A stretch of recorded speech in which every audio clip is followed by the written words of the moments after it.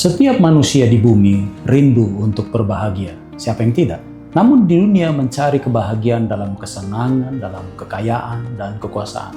Sebaliknya saudara-saudara, kitab Wahyu, kitab nubuatan yang sering dianggap menakutkan, justru berisi bukan hanya satu, tapi 7 ucapan berbahagia, makarios. Di tengah gempa akhir zaman, peperangan rohani, dan penderitaan umat Tuhan, Allah menanamkan 7 berkat kebahagiaan, seperti 7 pelita yang menyala di tengah kegelapan. Mari kita lihat ketujuhnya sebagai 7 langkah berbahagia menuju keselamatan. Yang pertama, berbahagialah karena membaca, mendengar, dan menuruti firman. Berbahagialah dia yang membacakan dan mereka yang mendengarkan kata-kata nubuat ini dan yang menuruti apa yang tertulis di dalamnya. Inilah pintu untuk kebahagiaan sejati, mendengar dan menaati firman Allah. Dalam dunia yang sibuk mendengar banyak suara kebisingan, berbahagialah mereka yang membuka telinga bagi suara Kristus. Kebahagiaan bukan karena tahu masa depan, tetapi karena taat kepada firman yang mempersiapkan kita untuk kedatangan. Kedua, berbahagia yang mati dalam Tuhan.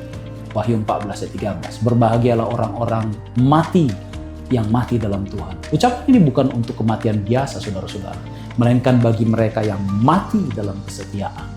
Mereka rela kehilangan hidup duniawi demi Kristus. Kebahagiaan sejati bukan bebas dari penderitaan, tetapi setia sampai mati karena perbuatan mereka menyertai mereka. Inilah martyrs joy, sukacita orang yang mengorbankan diri bagi Injil kekal.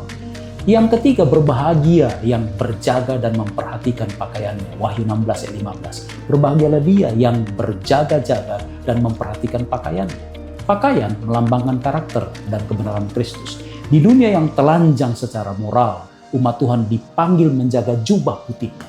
Berjaga bukan sekedar menunggu, tetapi hidup dalam kekudusan dan kesadaran bahwa Kristus datang seperti pencuri pada malam hari. Mereka yang memelihara kesucian hidupnya akan berbahagia pada hari kedatangan itu. Yang keempat, berbahagia yang diundang ke perjamuan anak domba. Wahyu 19 ayat 9. Berbahagialah mereka yang diundang ke perkawinan kawin anak domba. Kita semua telah menerima undangan surgawi, bukan? Itu undangan keselamatan. Namun undangan ini hanya bermakna bila kita hadir dengan apa? Dengan pakaian pesta, yaitu hidup yang sudah dibenarkan oleh darah anak domba. Banyak yang dipanggil, sedikit yang dipilih. Karena yang berbahagia bukan hanya yang diundang, tetapi yang menjawab undangan dengan iman dan kesiapan.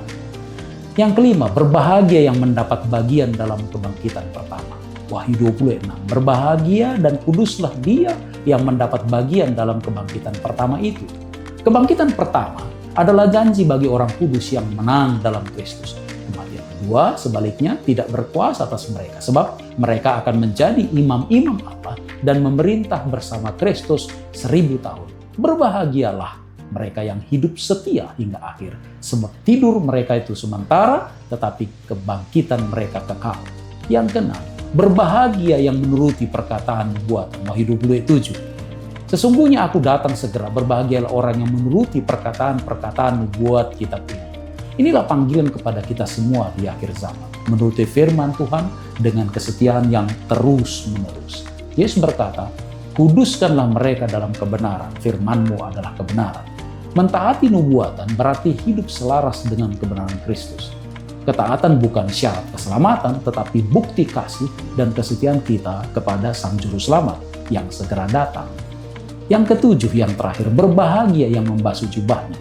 Wahyu 22 ayat 14. Berbahagialah mereka yang membasuh jubahnya. Mereka akan memperoleh hak atas pohon kehidupan. Membasuh jubah berarti hidup dalam pertobatan dan berurutan kepada hukum Tuhan. Hanya mereka yang jubahnya dibersihkan oleh darah anak domba yang akan masuk melalui pintu gerbang kota Allah. Kebahagiaan terakhir adalah kebahagiaan kekal di surga baru, di mana tidak ada lagi dosa, tidak ada lagi air mata atau kematian. 7 ucapan berbahagia dalam Wahyu bukan hanya janji masa depan, tetapi bisa dianggap seperti peta, seperti GPS menuju keselamatan. Dimulai dengan firman Allah, mendengar firman Allah, menurutinya. Berlanjut dengan setia sampai mati, berjaga dalam kekudusan, menjawab undangan anak domba, menang hingga kebangkitan pertama, taat kepada firman, dan kemudian diakhiri, dibersihkan untuk disambut masuk ke kota kekal. Kitab Wahyu bukan kitab ketakutan, saudara, melainkan kitab kebahagiaan bagi umat yang setia. Dan Yesus menutup dengan janji, sesungguhnya aku datang segera.